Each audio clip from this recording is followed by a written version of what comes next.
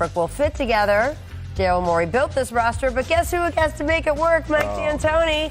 Here he is on the Woj pod discussing how he will adjust to this new superstar duo.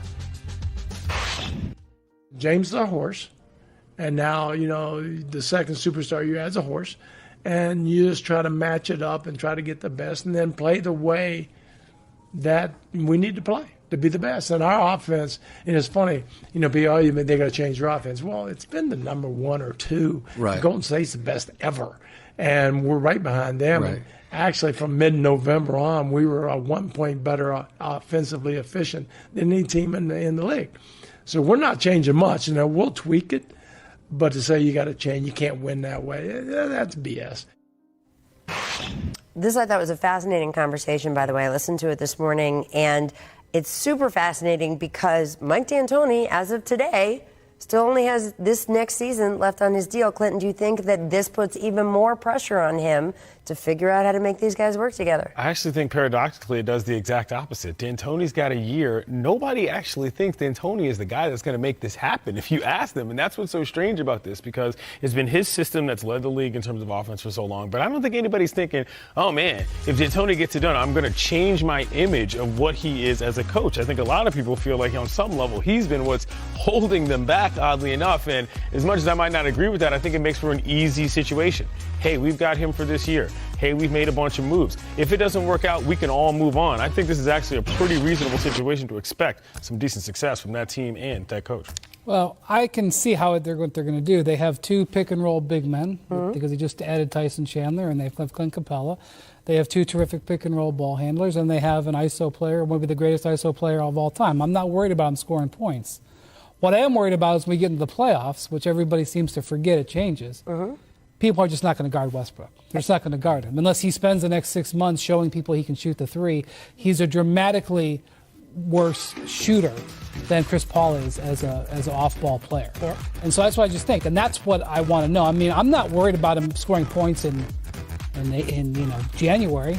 I'm worried about him going far in the playoffs with what the competition is going to be. That's my concern of the trade. Yeah, I mean, in a half court, you got two guys who need the ball in their hands, one of whom can't shoot, neither of whom move very much when they don't have the ball, and we're expecting, it'll be fine. And Mike's right, his offense isn't the problem. It's not the reason why they haven't gotten over the hump. But we're talking about personnel-wise, this addition does not make sense. And to me, it actually undercuts Mike, and it doesn't help that he, as you said, he's going into the last year of his contract, and the extension they offered him was a lowball extension. And so all of this smacks to me of ownership that follows NBA 2K closer than them. No way you can tell me Russell Westbrook is a better fit for this team. And that's even before we talk about the pick inventory that they gave up to get him.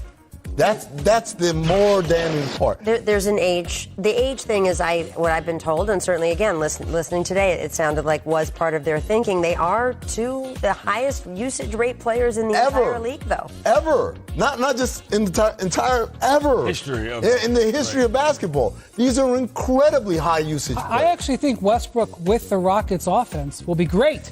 With the floor being spread for him, I mean, this was a big issue with Oklahoma City. He didn't have shooting. Right. The Rockets have great shooting. Except, I think when Russell is out there running the show, he could be awesome. He could be better. Except he's got to play with Harden. There you go. Especially in tight playoff situations. So how do the touches get passed around? Like, how does that work? Well, Westbrook's the one who's going to have to sacrifice. He's the lesser player at this point. See, I think the opposite, because if Westbrook's going to be effective at all, these triple-doubles have to count for something in terms of distribution. I think Harden, as a better shooter in this situation, is the one who's going to have to step back, because Westbrook can't function at all, I think, in the same way without the ball. I think Harden can do it without yeah, sure. Good luck either way. Good luck either way. But I'm with Clinton on this one. One guy can shoot, the other guy can't. Neither of them move a lot without the ball. The offense doesn't call for a lot of off-ball motion either. So if that's the case, I'm going to put the ball in the hands of the lesser shooter because at least I know the defense says we can't leave James. If you flip-flop, and you're right, Harden is way better than Westbrook. And it's criminal that we don't mention that enough. We make it seem like they're peers. They're not. What happened to the last two star off-ball shooters that play with Westbrook? Look, Nobody's saying it's effective. I'm not it's what they got to do. But this is why I'm saying this deal was bad, Brian. This is exactly what I'm saying. It's bad. But the only way you can make it work is if you have adequate spacing, and you can't do that if Westbrook's in the corner because no one respects him. What did Kevin Arnovitz say in the last segment? There are a couple teams in the West who think that they are title contenders who will end up by definition losing in the first round. It will be interesting to see.